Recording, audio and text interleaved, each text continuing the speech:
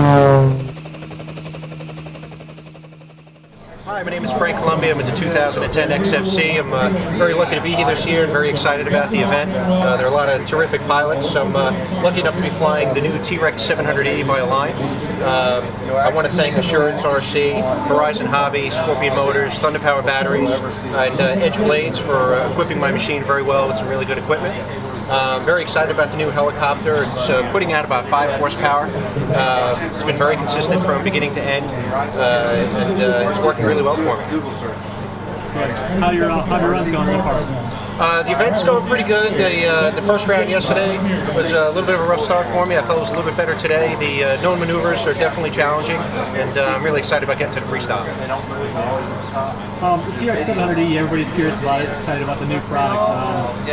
Quick snapshot, what are your initial thoughts compared to the Nitro 700? Yeah, you know, they're definitely different machines, Nitro versus electric. Their power is instantaneous. It's clean and easy to operate, very low maintenance.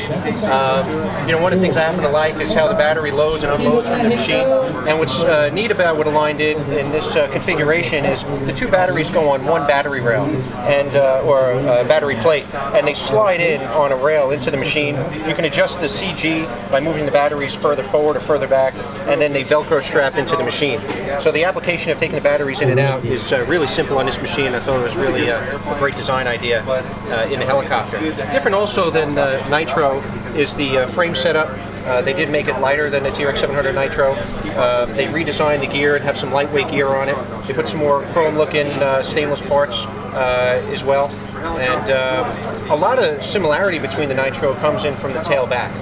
The machines are extremely similar, if not identical, to each other. What's your next competition after this? Actually, the next big event is going to be IRCHA in a couple of months from now, so I'm excited about that. We should have close to 1,000 attendees and great pilots really from all over the world. Personal question as far as off time, what do you enjoy flying? Actually, you know, I try to stay with the machines that I fly at the competitions and at the fun flies and things. So I fly now. I'm flying T-Rex 700E a lot. I fly my 700 Nitro. I'm really enjoying the split between the two, between using the clean, easy setup of the electric and then the consistent power of the Nitro as well.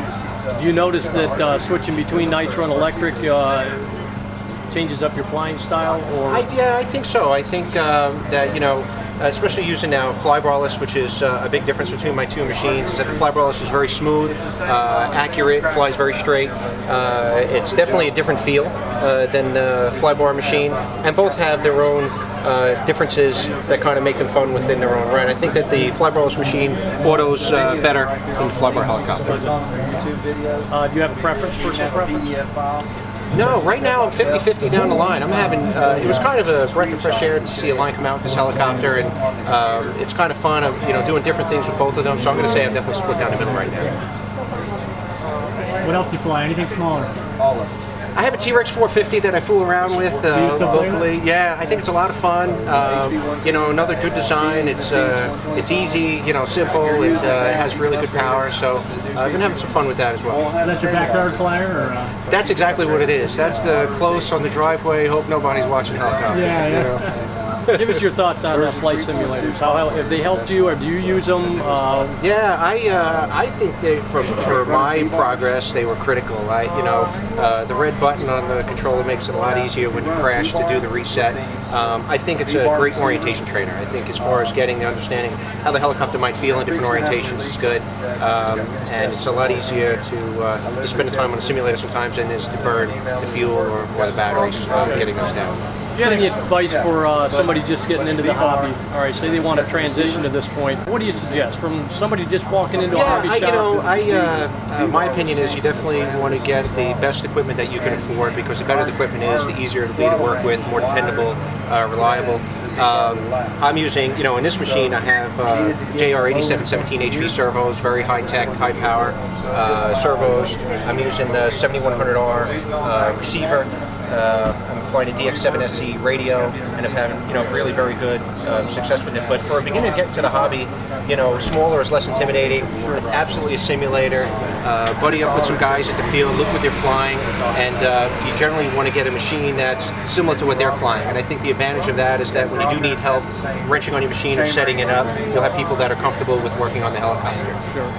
Simulated time and drills would be another thing that really helps things move along. I think, you know, stationary maneuvers and putting the time in the practice is what really helps it. I also believe in buddy boxing. I think that, you know, I try to help guys at the field back home with that, and, you know, get them a little bit more confidence, so if they get into trouble, I can flick the switch and help them out, or, you know, help save the helicopter. How do you feel about the influx of micros that are coming out now? Do you think that they're beneficial in the learning stage?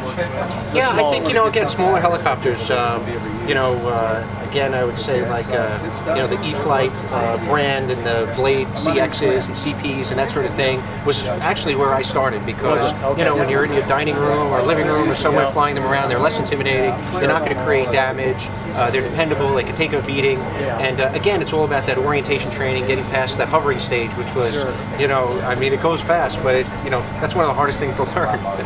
One last question, how long have you been flying? This is 4 years now. 4 years that you've been flying from scratch? Yep, so I started, when I was actually a kid, I worked in a hobby store when I was 14 years old, did that for a couple of years, and then left the hobby. Built a career, had a family, you know, got established in my job, and came back to this on a fluke. I was looking for a gift for my friend who was into RC equipment, and I bought him a small helicopter, as you're saying, and then I said, well, if I'm getting him one, I want one, and needless to say, here I am today. It bit me. Well, good luck on the rest of your competition. Thank you very much, I appreciate it. Thank you very much. Thanks, guys.